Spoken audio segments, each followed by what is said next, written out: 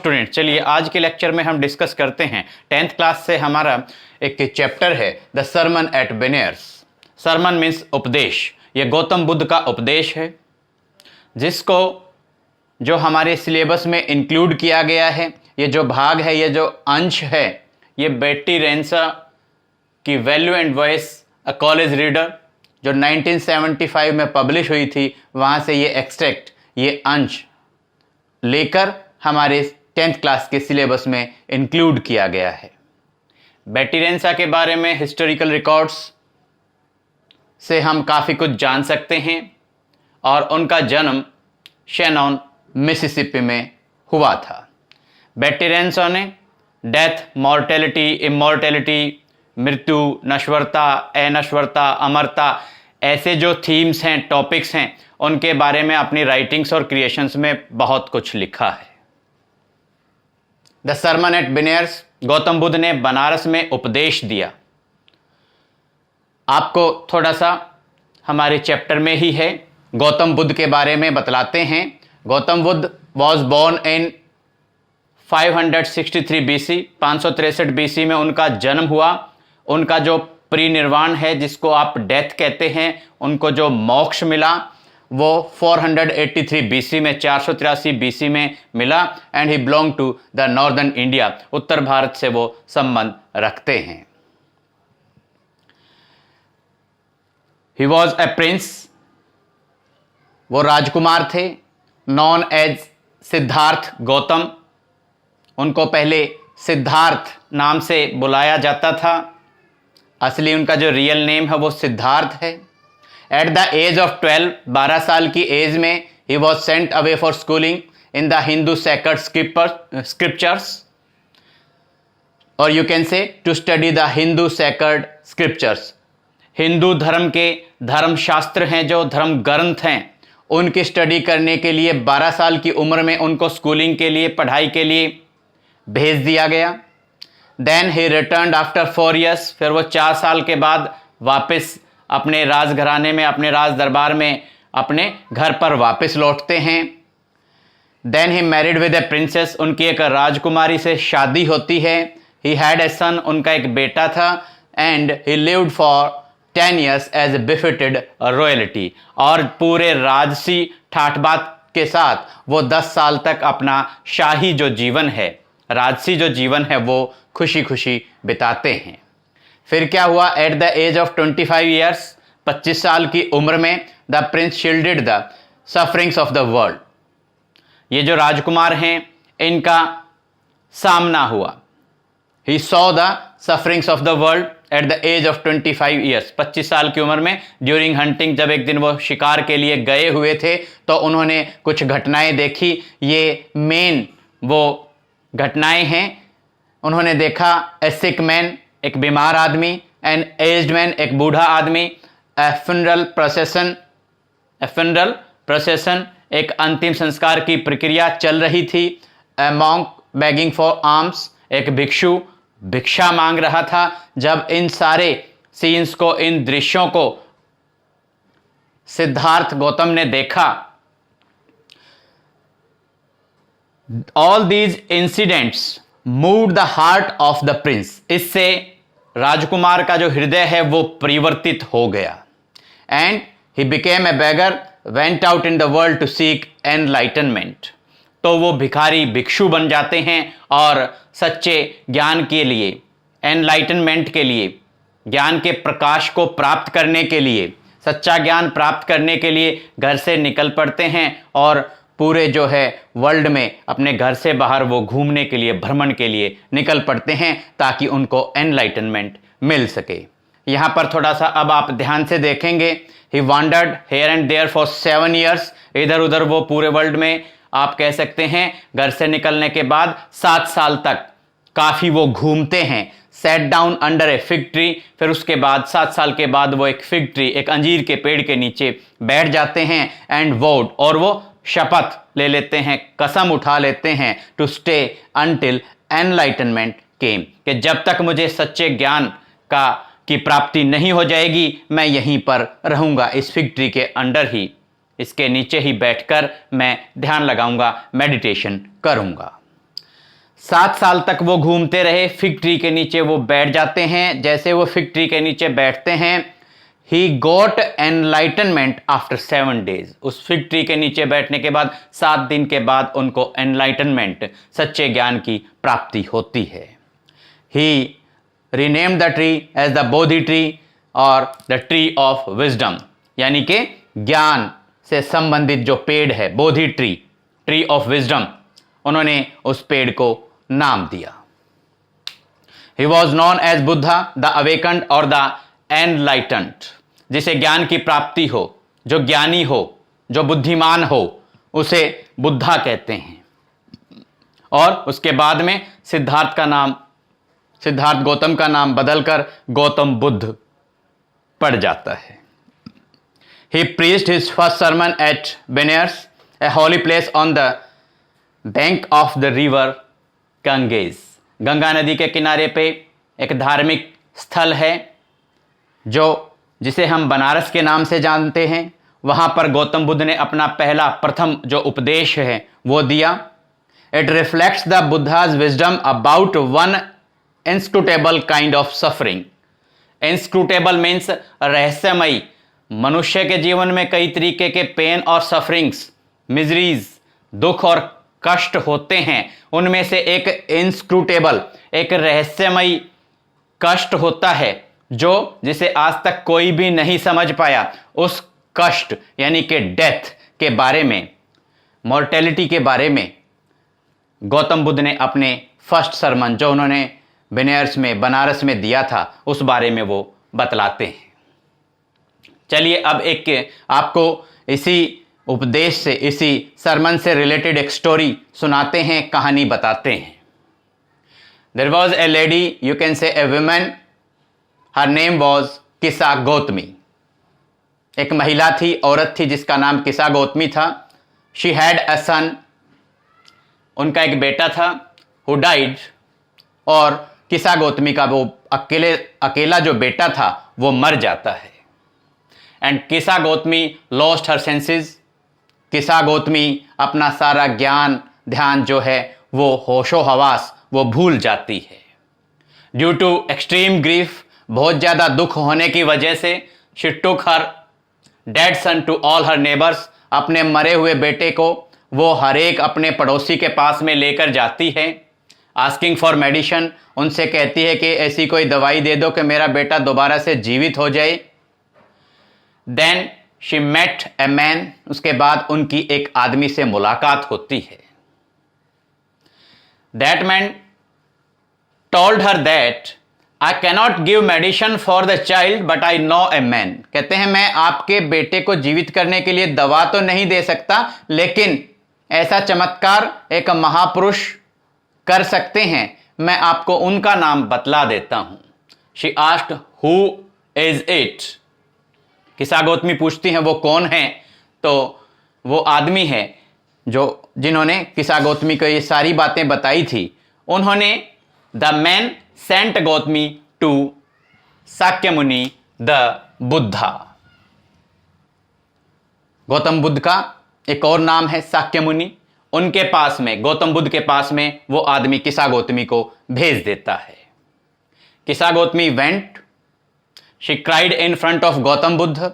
वो गौतम बुद्धा के सामने रोती है। She cried for the medicine that will cure her son, कि जो उनके बेटे को ठीक कर देगा, ऐसी दवाई मुझे दे दीजिए अपने बेटे के लिए, दोबारा से जीवित करने के लिए वो दवा मांगती है। बुद्धा आंसर्ड, गौतम बुद्ध ने किसा गौतमी को जवाब दिया, I want A handful of mustard. Mustard means सरसों, हैंडफुल मुट्ठी भर।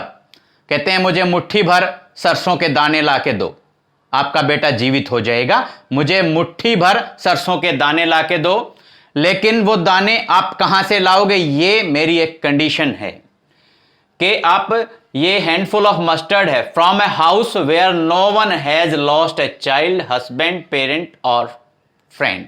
कहते हैं ऐसे घर से ये सरसों के मुट्ठी भर दाने लेकर आने हैं जिस घर में आज तक किसी बच्चे की, किसी पति की, किसी माता पिता की या किसी मित्र की मृत्यु ना हुई हो।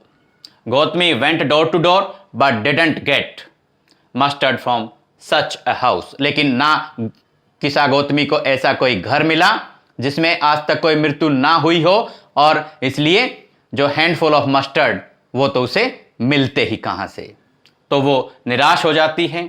पीपल आंसर्ड, जब वो लोगों के पास जाती है, लोग कहते हैं अलास, कहते हैं अरे बड़े दुख की बात है भाई, the living are few but the dead are many. कहती हैं लोगों ने किसा गौतमी को बतलाया कि अब जो लोग जीवित हैं वो तो बहुत कम हैं, लेकिन हर घर में किसा गौतमी को यह जान पड़ा, उन्हें ज्ञान होता है, लोगों ने बतलाया कि जो मर चुके हैं वो लोग कहीं ज्यादा हैं, जो जीवित हैं वो बल्कि कम हैं। Don't remind us of our deepest grief, don't remind us of our deepest grief, हमारे जो ये जो गहरा दुख है इसकी याद मत दिलाइए। तो Kisa Gautami return back to Gautam Buddha. Kisa Gautami Gautam Buddha के पास वापस लौट आती है। शी वॉज वेरी सैड, वो बहुत उदास थी कि उसे ऐसा कोई घर नहीं मिला, नहीं तो मेरा बेटा, अगर मुझे हैंडफुल ऑफ मस्टर्ड मिल जाते तो गौतम बुद्ध मेरे बेटे को दोबारा जीवित कर सकते थे। लेकिन गौतम बुद्धा ने अपने तरीके से, अपने ज्ञान के आधार पर, अपनी विजडम से किसा गौतमी को समझाया है। Buddha told that human life is brief and painful.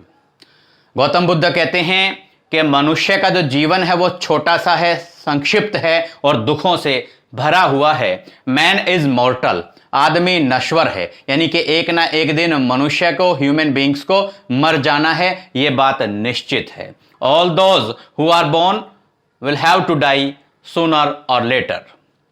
All those who are born have to die sooner or letter.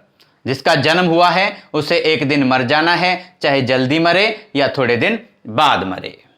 The wise don't give as they know the truth of the world.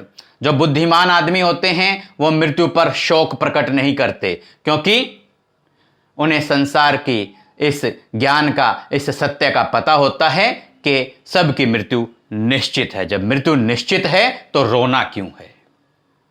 Nobody can get peace of mind from weeping। किसी की मृत्यु पर रोकर किसी को भी मानसिक शांति, दिमागी शांति नहीं मिल सकती। On contrary his body will suffer. On contrary, इसके विपरीत अगर कोई रोएगा, दुख प्रकट करेगा, हिज बॉडी विल सफर, उल्टे उसके शरीर में और ज्यादा कष्ट उत्पन्न हो जाएंगे। Yet the dead cannot be saved by lamentation। दुख या लेमेंटेशन से, शोक प्रकट करने से मरा हुआ कोई भी व्यक्ति जीवित नहीं हो सकता। The person who has overcome sorrow will be free from sorrows and be blessed। The person who has overcome sorrow will be free from sorrows and be blessed। जो आदमी जिसने दुखों के ऊपर विजय प्राप्त कर ली है उसे दुखों से मुक्ति मिल जाएगी, और बी ब्लेस्ड, वो उसे सच्चा आशीर्वाद मिल जाएगा, वो हमेशा खुश रहेगा। ऐसी बातें उन्होंने बतलाई हैं। कुछ और बातें भी द लाइफ ऑफ मॉर्टल्स, जो नश्वर जो लोग हैं, ह्यूमन बीइंग्स हैं, जिनकी डेथ निश्चित है, उसके बारे में गौतम बुद्ध ने और बतलाया है। The life of mortals is full of, Gautam Buddha बतलाते हैं कि जो मॉर्टल्स, जो नश्वर लोग हैं जिनकी मृत्यु निश्चित है, उनका जीवन पेन, सफरिंग और ट्रबल्स से, पेन, सफरिंग और ट्रबल्स, मुसीबतों से, दुख और कष्ट से भरा पड़ा है। Ripe fruits are always in danger of falling. जो पके हुए फल हैं उनको हमेशा ये खतरा लगा रहता है कि वो एक ना एक दिन गिर जाएंगे, कभी भी गिर जाएंगे। पकने के बाद जो फल है उसका पेड़ से गिर जाना निश्चित है। उसी प्रकार से मॉर्टल्स हु आर बोर्न, जो नश्वर हैं, जिनका जन्म हुआ है, are always in danger of dying. उनको, जो नश्वर लोग हैं, उनको हमेशा मृत्यु का खतरा बना रहता है, एक ना एक दिन उनकी मृत्यु होनी निश्चित है। अर्दन वेसल, जो मिट्टी के बर्तन हैं, जिनको पॉटर्स बनाते हैं, कुम्हार बनाते हैं, they are meant for breaking, they will be broken one day. Earthen vessels will be broken one day. मिट्टी के जो बर्तन हैं उनका भी एक दिन टूट जाना निश्चित है। मृत्यु सबकी निश्चित है, all will have to die, चाहे वो यंग हो, अडल्ट हो, फूल्स हो या वाइज हो, बुद्धिमान हो, मूर्ख हो, नौजवान हो, बूढ़े हो, कोई भी हो, सबकी मृत्यु निश्चित है। फादर और सन की बहुत ज़्यादा अटैचमेंट होती है, बहुत ज़्यादा अफेक्शन, बहुत ज़्यादा लव, प्यार, स्नेह होता है, लेकिन फादर कैनॉट सेव सन। एक पिता मृत्यु से अपने बेटे को नहीं बचा सकता, चाहे पुत्र बेटा कितना भी प्यारा हो। नॉर किन्समैन देयर रिलेशंस, और ना ही बंधु बांधव एक दूसरे बंधुओं को आपस में बचा सकते हैं मृत्यु से, चाहे एक दूसरे से वो कितना ही ज्यादा प्यार करते हो, स्नेह करते हो, आपस में उनका कितना ही ज्यादा लगाव हो। डेथ इज इनविटेबल, जो मृत्यु है वो अटल है, और जब किसी की डेथ होती है तो सबको उसी प्रकार देखना पड़ता है, ऐसे ही देखते रह जाते हैं। जैसे an ox is led to the slaughter, जैसे कसाई खाने में, बूचड़ खाने में मारने के लिए एक बैल को ले जाया जाता है, उसी प्रकार से जो काल है, यानी कि जब मृत्यु हो जाती है तो हमारे सगे संबंधी की मृत्यु पर हमें ठीक उसी प्रकार से बस केवल देखते रह जाना होता है, जिस प्रकार से जब एक बैल को बूचड़ खाने में ले जाया जाता है तब हम सभी देखते रह जाते हैं, उसी प्रकार अपने सगे संबंधी की मृत्यु पर भी हम केवल देख सकते हैं, हम कुछ कर नहीं सकते। वाइज डोंट ग्रीव, जो बुद्धिमान लोग होते हैं, जिन्हें जो एनलाइटेंड हैं, जिन्हें सच्चा ज्ञान प्राप्त हुआ है, वो मृत्यु पर शोक प्रकट नहीं करते। Wise don't grieve on death, मृत्यु पर जो बुद्धिमान लोग हैं वो शोक प्रकट नहीं करते। ये सारी बातें सुनकर Gautami became very and hopeless. Gautami जो कि किसा गौतमी है वो बहुत ज़्यादा, क्योंकि थक चुकी थी घूम फिर कर, और निराश जो है वो हालांकि हो चुकी थी, लेकिन गौतम बुद्ध की बातें सुनने के बाद में she also got a perfect kind of knowledge, a true knowledge, एक सच्चा ज्ञान किसा गौतमी को प्राप्त होता है, और वो इन दैट फ्लिकर्ड लाइट्स, टिमटिमाती हुई रोशनी में वो अकेले में खुद सोचती है। She thought to herself, अपने आप से वो बात करती है, अपने मन में वो सोचती है। How selfish am I in my grief, कहते हैं मैं अपने दुख की वजह से कितनी ज़्यादा स्वार्थी हो गई हूँ। जैसे एक आम आदमी कॉमन मैन होता है, उसी तरीके से मैं कितनी ज़्यादा अपने दुख की वजह से स्वार्थी हो गई हूँ। Death is common to all, मृत्यु तो सबके लिए एक समान है, सबके लिए कॉमन है, सबके लिए सामान्य है। Yet in this valley of desolation, यानी कि ये जो दुख से भरी हुई घाटी है, यानी कि ये जो एकांत से, एम्प्टीनेस, एकांत से भरी हुई ये जो घाटी है, दुख से भरी हुई ये जो घाटी है, देयर इज ए पाथ, इस दुख से भरी हुई घाटी में एक रास्ता है, that leads him to immortality, जो एक कॉमन मैन को, एक आदमी को इमोर्टेलिटी यानी कि अमरत्व की तरफ लेकर जाता है। फिर उसे डेथ का कोई भय नहीं रह जाता। और लेकिन ये जो इमोर्टेलिटी के जो पाथ पर कौन जा पाएगा? Who has surrendered all selfishness. लेकिन इस इमोर्टेलिटी के पाथ पर वो आदमी, वो कॉमन मैन, वो व्यक्ति जाएगा जिसने सारी की सारी सेल्फिशनेस को सरेंडर कर दिया है, सारे के सारे स्वार्थ को त्याग दिया है। स्टूडेंट्स, ये जो हमारा चैप्टर है ये हमारी लाइफ के लिए बहुत ज़्यादा इम्पोर्टेंट है। हमें इस चैप्टर को पढ़कर केवल हमें एग्ज़ाम पॉइंट ऑफ व्यू से प्रिपेयर नहीं करना, हमें बल्कि एक सच्चा ज्ञान प्राप्त करके हमें जो लाइफ में गौतम बुद्ध की जो ये टीचिंग्स और प्रीचिंग्स हैं उस ज्ञान को अपने जीवन में लेके आना है। स्टूडेंट्स, उम्मीद करते हैं द सरमन एट बिनेयर्स की जो ये समरी है, ये जो विश्लेषण आप कह सकते हैं, ये जो चैप्टर है, पार्ट है, आपको अच्छे से समझ में आ गया होगा। अगली वीडियो में अगले लेसन के साथ आपसे फिर होगी मुलाकात। Thank you.